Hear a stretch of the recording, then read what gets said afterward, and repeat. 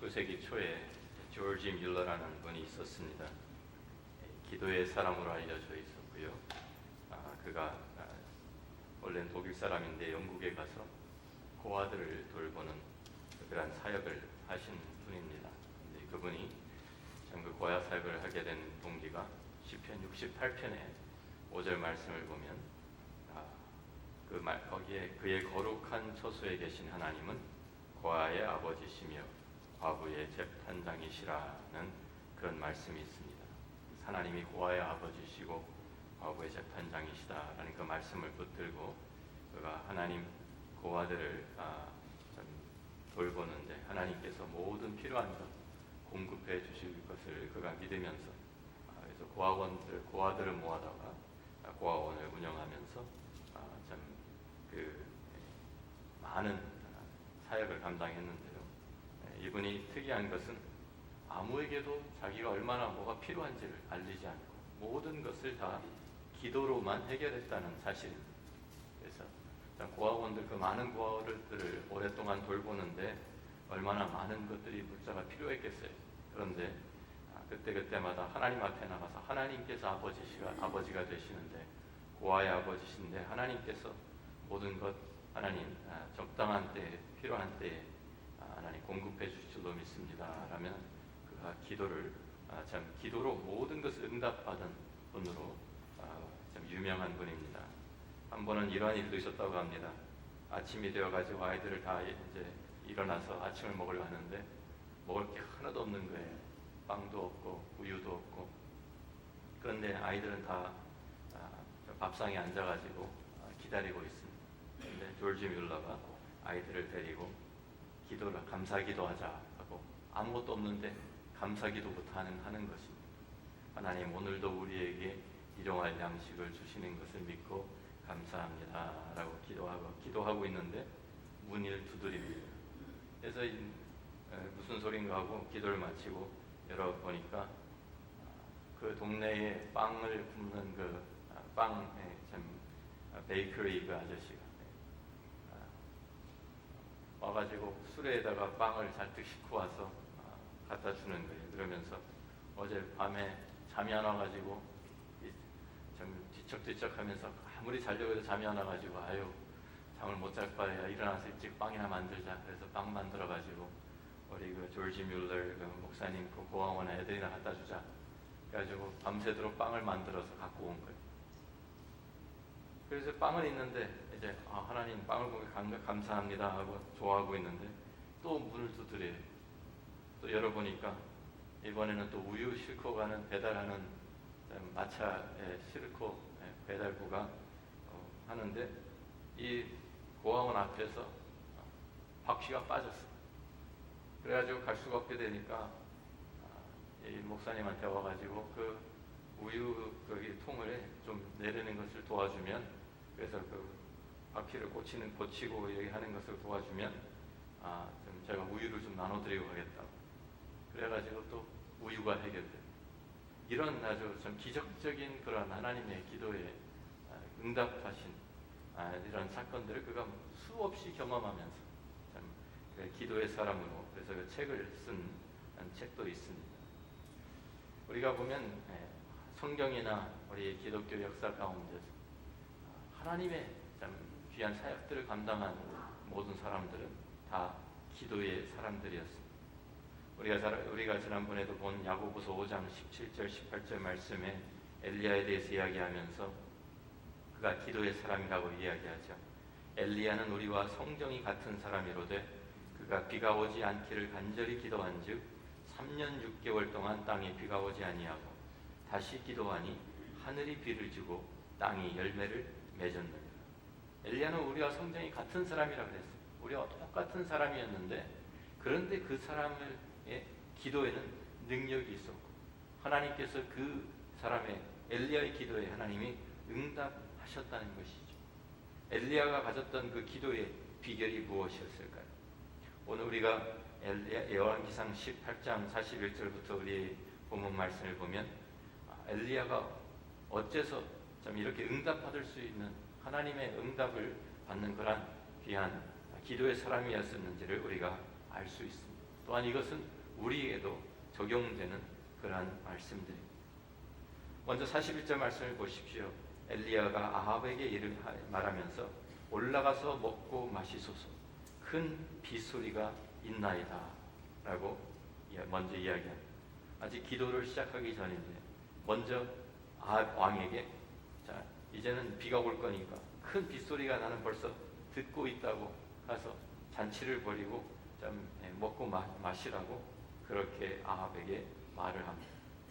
이 사람, 이 엘리야가 특별히 귀가 다른 사람보다 더 잘 들어서 빗소리를 먼저 들은 건가요? 그것이 아니죠. 믿음의 귀로 빗소리를 먼저 들은 것입니다. 그 믿음, 무엇에 대한 믿음입니까? 지난번에도 말씀드렸지만 하나님 믿음은 대상이 분명히 된다 그랬어요. 하나님께서 그에게 주신 그 약속을 붙드는 믿음입니다. 우리가 18장 1절에 돌아가 보면 이미 하나님께서 엘리야에게 말씀하셨습니다. 많은 날이 지나고 제3년에 여호와의 말씀이 엘리야에게 임하여 이르시되 너는 가서 아합에게 보이라. 내가 비를 지면에 내리리라. 하나님께서 이미 비를 주시겠다고 하나님이 약속을 하셨어요. 그 약속을 붙들고 아합에게 이제는 올라가서 먹고 마셔. 큰 빗소리가 있다고 그는 이미 믿음의 귀로 하나님께서 주시는 빗소리를 듣고 있었던 것입니다. 엘리야 여기에 18장 1절에 하나님께서 너는 네가 할 일은 아합에게 가서 보이고 아합을 만나는 것이고 나는 내가 할 일은 내가 비를 지면에 내려줄 것이다. 지금 엘리야는 하나님의 말씀에 순종해서 아합 왕을 만나고 갈멜산에서 400명 아세라 선지자와 450명 바알 선지자들 함께 모아가지고 대결을 하고 하늘에서 불이 임해서 엘리야가 드리는 하나님 앞에 드리는 그 제물을 태우는 이 사건을 통해 가지고 이미 여호와가 하나님이시라는 것이 증명된 이후인. 이제는 엘리야는 하나님의 말씀에 순종해서 다 이것을 했고 이제는 하나님께서 약속하신 대로 비를 내려주실 차례가 되었기 때문에 그는 담대하게 아합에게 선포하는 것입니다. 올라가서 먹고 마시소서, 큰 빗소리가 있나이다. 우리하고 똑같은 사람인데 단지 그는 하나님의 약속을 붙들고 하나님의 말씀 가운데서 그가 살았기 때문에 그 하나님의 말씀을 가지고 이렇게 담대하게 선포하는 것이죠. 자, 우리는 어떻게 하나님의 말씀을 붙들 수 있을까요? 우리 이 성경 말씀, 하나님의 말씀에 하나님의 약속이 가득 차 있습니다.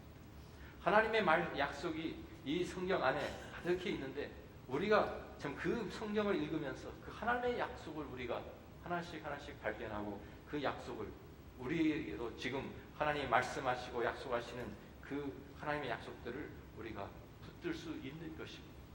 고린도후서 1장 20절 말씀을 보면 사도 바울이 이렇게 우리에게 말씀합니다.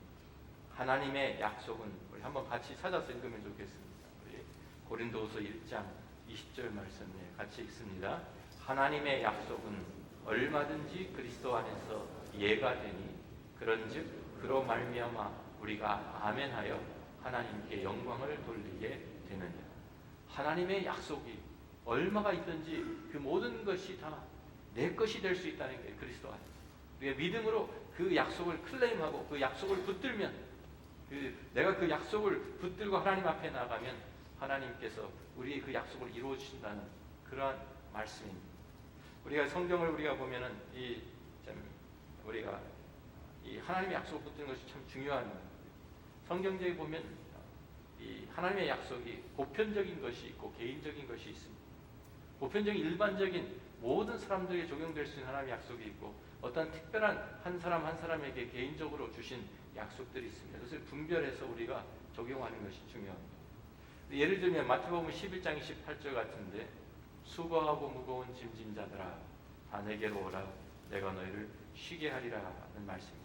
이건 누구 특정한 사람에게 한 사람에게 주신 말씀이 아니라 우리 모든 듣는 모두에게 수고하고 짐진 모든 사람들 다 주님께 오면 하나님 주님께서 우리를 쉬게 해주시겠다는 약속입니다.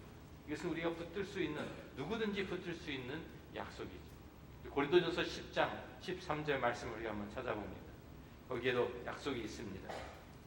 사람이 감당할 시험밖에는 너희가 당한 것이 없나니 오직 하나님은 미쁘사 너희가 감당하지 못할 시험당함을 허락하지 아니하시 시험 당할 즈음에 또한 피할 길을 내사 너희로 능히 감당하게 하시느니라.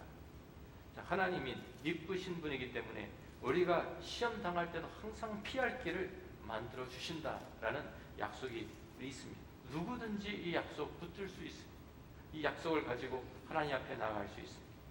그런데 개인적인 보편적인 것이 아니라 개인적인 약속 어떤 것이냐면은 하나님께서 예수님께서 예를 들면 마태복음 14장에 25절에 바다 위를 걸어서 제자들에게 오시죠. 배를 타고 풍랑을 만나니 제자들에게 찾아오시는데 그 보고서 처음에는 무서워하다가 예수님께서 그들에게 안심시킵니다.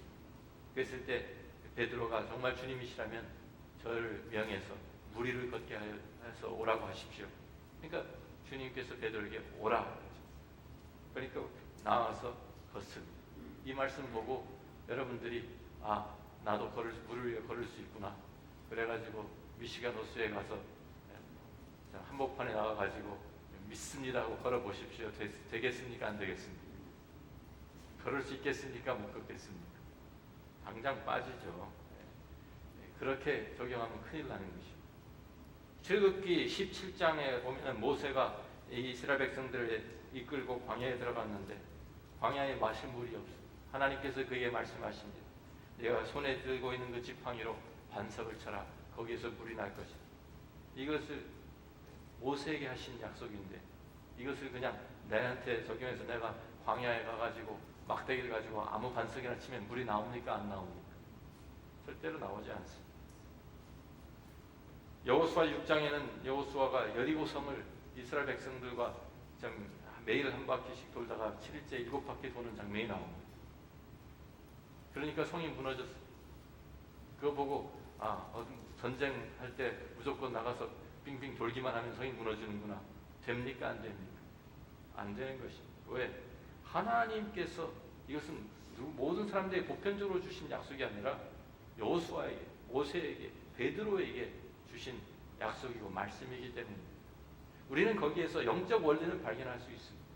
여기에서 주어지는 영적 원리들을 우리가 발견하고 그것을 우리가 적용시키는 것이지 우리가 그것을 그대로 우리가 따라한다고 되는 것은 절대로 아니죠.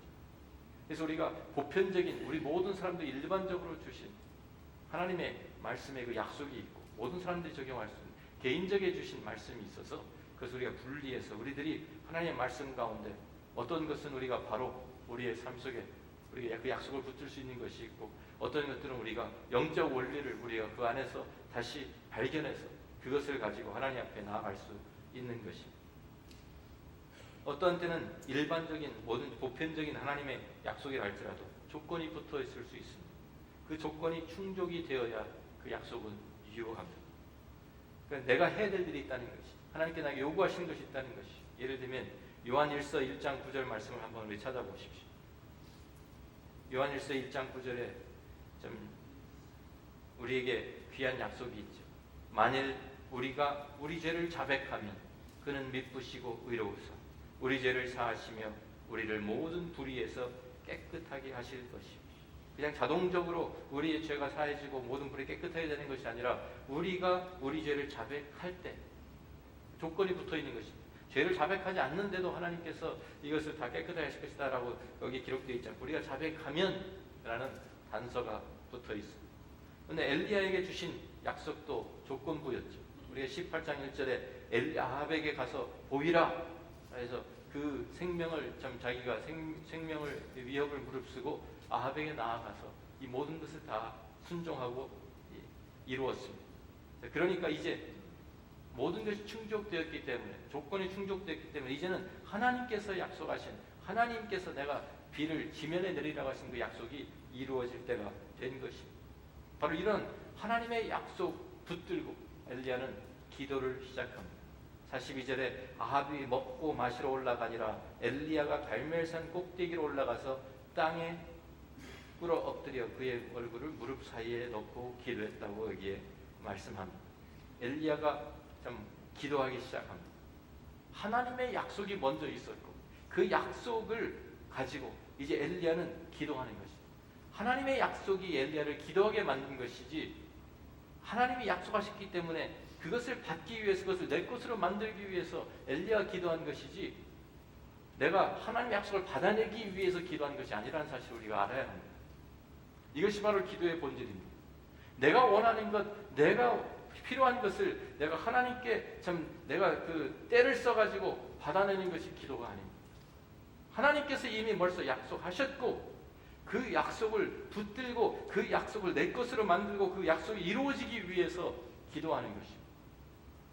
많은 때 우리들이 잘못 생각할 때가 많습니다. 하나님의 뜻을 먼저 우리가 분별하고 아는 것이 그래서 가장 중요한 스텝입니다. 먼저 하나님의 약속이 무엇이라고 되어 있는지, 하나님께서 어떻게 말씀하셨는지, 하나님의 뜻이 무엇인지 그것을 먼저 분별하고 알아야 합니다. 요한복음 15장 7절 말씀 보면, 너희가 내 안에 거하고 내 말이 너희 안에 거하면 무엇이든지 원하는 대로 구하라, 그리하면 이루리라 그랬어요. 앞에 있는 건 다 빼먹고 그 조건은 다 짝짝 잘라버리고 무엇이든지 원하는 대로 구하라, 그리하면 이루리라, 이것만 붙들면 안 돼요. 무엇이든지 다 그냥 하나님 주님께서 이루어주겠다 약속하신 것이 아니에요. 너희가 내 안에 거하고 순종, 내 말이 너희 안에 거하면, 하나님의 말씀 가운데 하나님의 뜻을 우리가 알고 그 안에서 우리가 거할 때 무엇이든지 원하는 대로 구하라, 그리하면 이루리라. 요한 1서 5장 14절 말씀도 한번 찾아보십시오. 우리가 한번 같이 찾아서 읽습니다. 요한 1서 5장 14절 말씀입니다. 요한 1서 5장 14절 같이 읽습니다. 그를 향하여 우리가 가진 바 담대함이 이것이니 그의 뜻대로 무엇을 구하면 들으시오. 그의 뜻대로, 하나님의 뜻대로 우리가 구하면 당연히 들어주시겠죠. 하나님 뜻대로. 바로 그것입니다. 그것이 응답받는 기도의 첫 번째 비결입니다. 하나님의 뜻을 알고 그 뜻을 따라서 기도하는 것입니다. 하나님의 뜻에 우리 자신을 맞추어 가는 것입니다. 우리가 기도하는 것은 정반대가 아니에요. 우리가 기도하는 것은 하나님의 뜻을 내가 바꿔보기 위해서가 아니에요. 하나님의 뜻이 이미 완전한데 왜 그것을 바꾸려고 하겠어요? 여러분, 하나님의 뜻이 완전한 걸 믿으십니까? 그런데 왜 그걸 바꿔달라고 그러시겠어요? 완전한 하나님의 뜻을 우리가 믿는다고 하면 그 하나님의 뜻이 이루어지면 되지, 왜 하나님의 그 뜻을 내가 억지로 내 뜻으로 바꿔보려고 하려고 그러는 거예요? 우리가 참 하나님 앞에 나가서 기도하는 것은 하나님의 뜻은 이미 완전해요. 그런데 내가 그것이 만족하지 못하는 것이 문제지. 그것을 내가 내 뜻을 하나님께 맞추기 위해서 기도하고 스트로크를 하는 것입니다.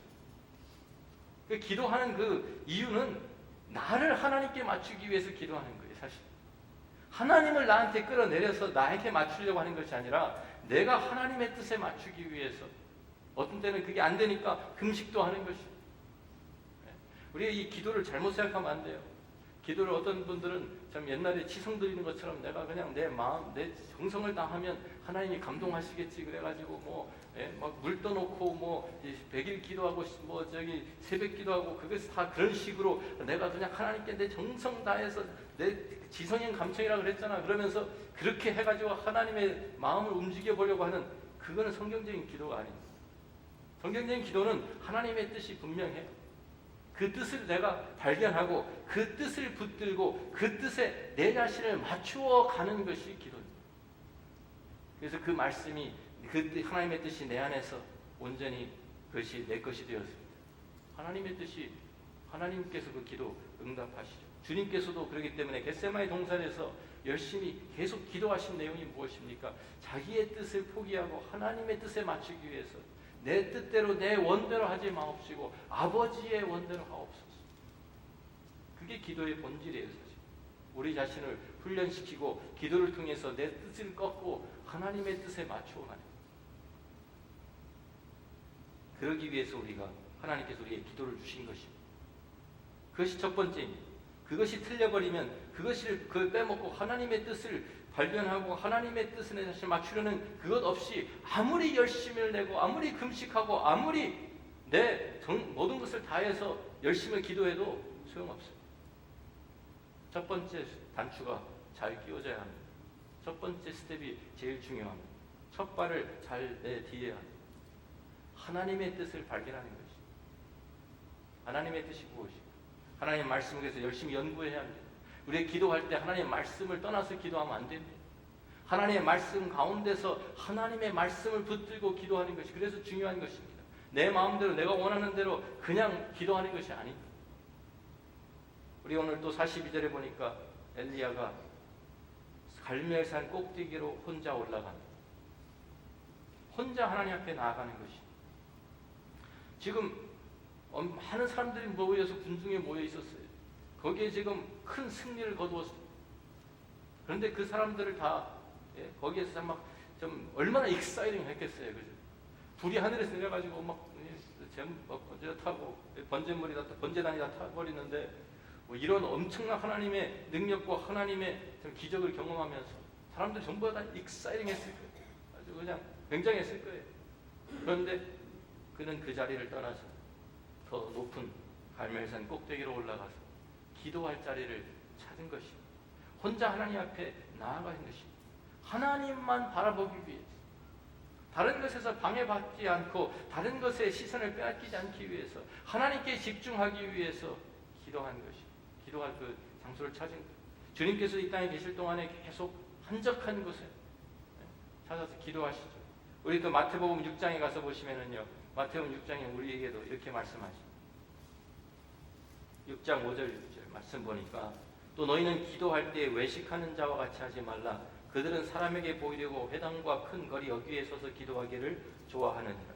내가 진실로 너희에게 이르노니 그들은 자기 상을 이미 받았느니라. 너는 기도할 때 내 골방에 들어가 문을 닫고 은밀한 중에 계신 내 아버지께 기도하라. 은밀한 중에 보시는 내 아버지께서 갚으시리라. 여기 중요한 것은 지금 큰 거리에서 사람들이 많은 회당에서 그 기도하는 그것은 틀렸고 골방에서만 기도하라. 장소를 얘기하는 것이 아닙니다. 대상이 누구냐는 게 기도하는 대상이에요. 누가 듣고 누가 보라고 기도하느냐 말이에요. 많은 사람들이 하나님을 향해서 기도하는 것이 아니라 다른 사람들 보이기 위해서, 다른 사람들 듣게 하기 위해서 기도하는 기도가 너무 많은 것입니다. 골방 기도, 아버지께 기도하고 아버지께 우리의 모든 것이 보여지는, 그러기 위해서 모든 다른 것을 다 끊어버린 거예요. 지금 엘리야도 혼자 하나님 앞에 나아가면서 하나님께 집중하고, 하나님이 유일한 그의 대화의 대상입니다. 대화의 상대가 돼서 하나님 앞에서 하나님 약속하신 그 비를 이 땅에 내려주십시오. 하나님께 그가 나아가 다른 사람들에게 보이기 위해서 내가 얼마나 좀 위대한 하나님의 사람인지 보이기 위해서가 아니라 하나님 앞에 나아가는 그 자세가 우리에게 필요합니다. 세 번째로 하나님 앞에 겸손하게 나아가야 합니다. 무릎을 꿇고 무릎 사이에 자기 얼굴을 넣었다 그래요. 완전히 하나님 앞에 무릎 꿇고 엎드린 겸손한 모습입니다. 우리 기도는 여러 가지 자세로 우리가 기도할 수 있습니다. 일어서서 기도해도 되고 운전하면서 기도하셔도 됩니다. 누워서 기도한다고 뭐 하나님께서 불경하다고 하지 않으실 거예요. 기도하는 자세는 아무 상관없어요, 사실. 그런데 지금 여기에 이것은 무릎을 꿇었다는 것은 그 마음의 자세를 나타내고 있는 것입니다. 그 마음이, 엘리야의 마음이 하나님 앞에서 얼마나 겸손한 사람이었는지. 그가 사실 그 무릎을 꿇은 것만 아니라 그의 모든 전체를, 그냥 그 몸과 그 생각과 그 모든 마음이 하나님께 집중해서 하나님 앞에 정말 자기의 모든 것을 다 쏟아놓고 겸손하게 자기 자신을 낮추는 그 모습, 그것이 진정한 기도의 자세입니다. 간절하게 기도했다는 것이죠. 간절하게. 참 우리가 어떠한 자세로 기도하느냐 이거 가지고 싸울 필요가 없어요, 사실. 우리의 마음으로 우리가 정말 간절하게 우리의 모든 것을 다해서 하나님 앞에 나아갈 때 하나님께서 우리에게 은혜를 주시는 줄로 믿습니다. 야고보서 4장 6절 또 베드로전서 5장 5절에 똑같은 그 말씀을, 구약 성경의 말씀을 인용하고 있죠. 하나님이 교만한 자를 물리치시고 겸손한 자에게 은혜를 주신다 하였느니라. 하나님 앞에 나갈 때는 하나님 앞에 우리가 의시되면서 하나님 내가 이렇게 했는데 엘리야가 어떻게 보면 그렇게 할 수도 있었어요. 엄청난 지금 승리를 거두고, 그죠? 하나님 말씀에 순종했더니 뭐 불이 떨어지고 그러면 으쓱할 수 있잖아요.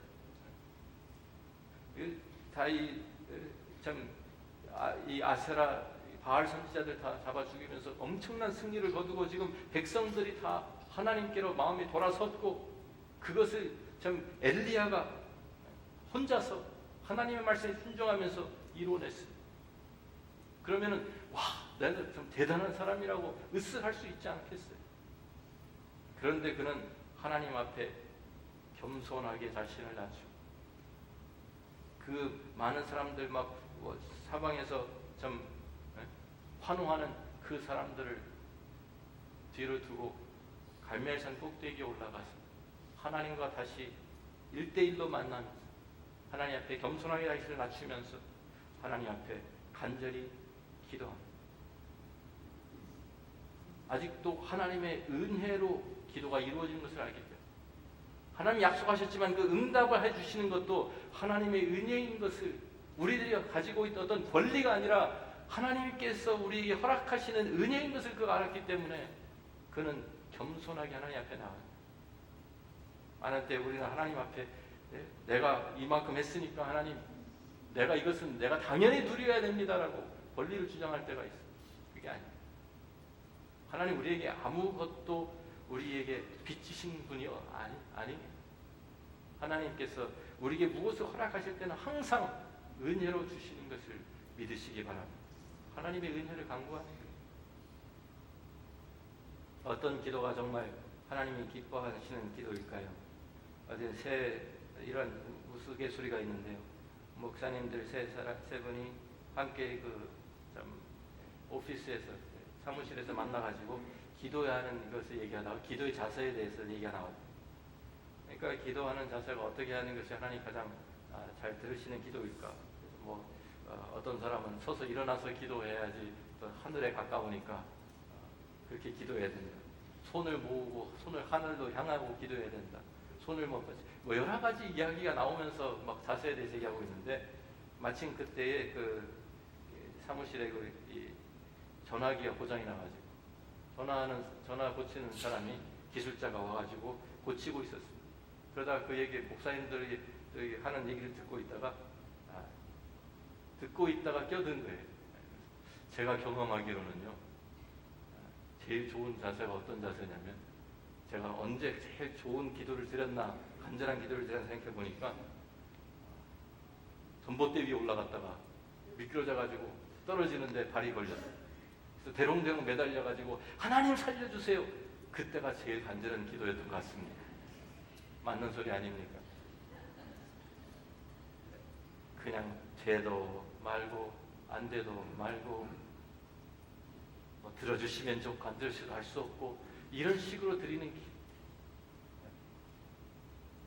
어떤 마을에 옛날에 비가 안 와가지고 가물어가지고 목사님이 우리 다 교인들을 불러 모았대. 우리 다 같이 하나님께서 비를 주시도록 같이 한번 기도합시다. 간구합시다. 믿음으로 기도하자고. 그래서 기도하러 그 모임 시간에 가는데요, 다 왔어요. 다 모여서 교인들이. 그런데 목사님이 기도 시작하기 전에 물어보는 거예요. 여기 우산 가지고 오신 분 한번 손 들어보세요. 아무도 없어요. 아무도 우산 안 갖고 왔어요. 꼬마 여자애 하나가 우산 들고 왔어요. 하나님께 기도하면서, 기도 돼도 말고 안 돼도 그런 게 아니죠. 하나님 앞에 하나님께서 약속하셨고, 그 약속이 분명하고 그 약속을 붙들고 그 말씀과 약속 가운데 하나님 앞에 나가서 겸손하게 나가서 하나님 앞에 기도하는 사람은 하나님께서 허락하신 그 은혜를 간절히 사모하는 마음이 있어야 된다. 지금 이 엘리야가 하나님 앞에 정말 겸손한 자세로 간절하게 하나님을 향해서 기도하는 그 모습. 마지막으로 네 번째로 응답받는 기도의 비결이 무엇입니까? 응답될 때까지 낙심하지 말고 기도하는 것이. 여기에 그가 자기 종을 보냅니다. 사환에게 기도하면서 올라가서 너는 바다 쪽을 한번 바라봐라. 그거 가서 보니까 아무것도 안 보여요. 아무것도 없습니다. 돌아와서 또 가라. 7번까지 계속 보내. 7번 완전 숫자잖아요. 무슨 얘기냐면 응답될 때까지 했다는 거예요. 응답될 때까지. 낙심하지 않아. 계속해서. 그는 하나님 응답하지 않으시면 얘가 여기에서 떠나지 않습니다. 그거예요. 응답될 때. 주님께서도 누가복음 18장에 가서 보면은요. 누가복음 18장에 우리에게 가르쳐 주시기 위해서 과부와 재판장의 이야기를 거기에 말씀해 주시죠. 비유로. 하나님을 두려워하지 않고 사람 무시한 재판장이 있었어요. 그런데 그 도시에 또 과부가 있었어요. 그래가지고 과부는 아무런 권리도 아무런 힘도 없는 아무런 커넥션도 없는 그런 사람이잖아요. 그러니까 이 찾아갈 데가 없는 거예요. 재판장한테 가서 그냥 하소연만 하는 거예요. 내 원수에 대한 나의 원한을 풀어주소서. 듣습니까? 재판장이 절대로 듣지 않습니다. 그런데 너무 계속 찾아오니까 너무 힘들어가지고 귀찮아가지고 내가 하나님을 두려워하지 않고 사람 무시하지만 이 과부가 나를 번거롭게 하니 내가 그 원한을 풀어주리라. 그렇지 않으면 늘 와서 나를 괴롭게 하리라. 그러면서 주님께서 말씀을 덧붙이세요. 불의한 재판장이 말한 것을 들으라. 하물며 불의한 재판장도 이렇게 하는데 그 말이에요. 하물며 하나님께서 그 밤낮 부르짖는 택하신 자들의 원한을 풀어주지 아니하시겠느냐. 그들에게 오래 참으시겠느냐. 내가 너에게 이르노니 속히 그 원한을 풀어주시리라. 그러나 인자가 올 때 세상에서 믿음을 보겠느냐 하셨어요. 불의한 재판장도 귀찮아서 하는데 밤낮 부르짖는 하나님의 자녀들, 하나님의 택하신 백성들의 기도를 하나님께서 외면하시겠느냐. 그 말이에요.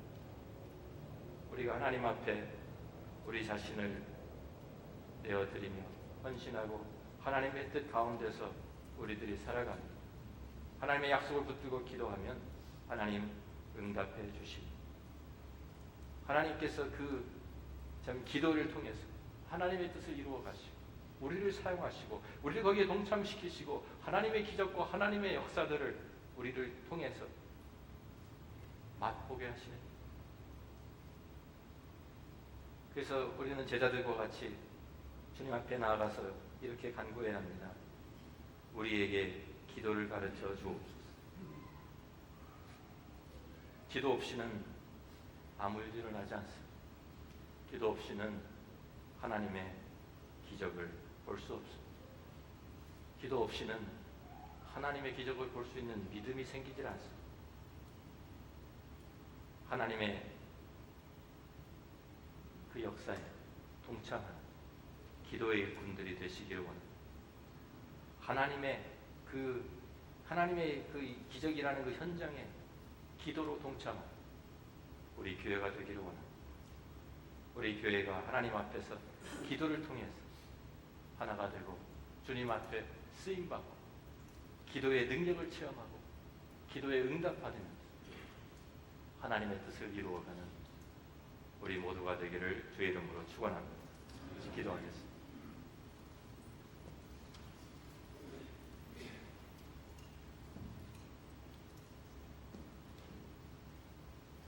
우리의 기도 생활은 어떻습니까?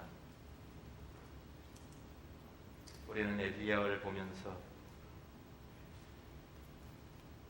야고보가 얘기한 것처럼 엘리야는 우리와 성정이 같은 사람입니다. 그는 하나님 앞에 기도의 사람으로 하나님의 능력을 체험하며 쓰임받았습니다. 우리도 그 말은 우리도 기도하면 우리도 하나님의 마음에 합당한 기도를 드리면 엘리야와 같이 쓰임받을 수 있다는 말입니다. 하나님은 지금도 기도의 사람을 통해서 하나님의 역사를 이루어 가십니다. 오늘도 기도하는 사람을 하나님 찾고 계십니다. 기도하는 그 한 사람을 통해서 하나님의 부흥이 임하게 될 것입니다. 기도하는 그 한 사람을 통해서 하나님의 놀라운 기적들이 이 땅에 보여지게 될 것입니다. 기도의 용사가 되십시오. 기도의 사람이 되십시오. 기도하는 교회가 되기를 간절히 소원합니다. 아버지 하나님 감사합니다. 오늘 엘리야를 통해서 우리에게 기도에 대해서 다시 한번 우리에게 상기시켜 주시니 감사합니다. 우리들이 하나님 앞에 기도를 참 바로 드리고 그 하나님의 약속을 붙들고 기도하며 하나님 앞에 겸손하게 우리 자신을 낮추고 하나님 앞에서 참 우리들이 나아가는 우리 자신을 모든 것을 드려 나아가는 하나님의 사람들, 기도의 사람들 되게 하시고 낙심하지 않고 주님 앞에 응답될 때까지 하나님의 약속을 붙들고 기도하는 믿음의 사람들 되게 하여 주옵소서. 감사합니다. 예수님 귀하신 이름으로 기도합니다.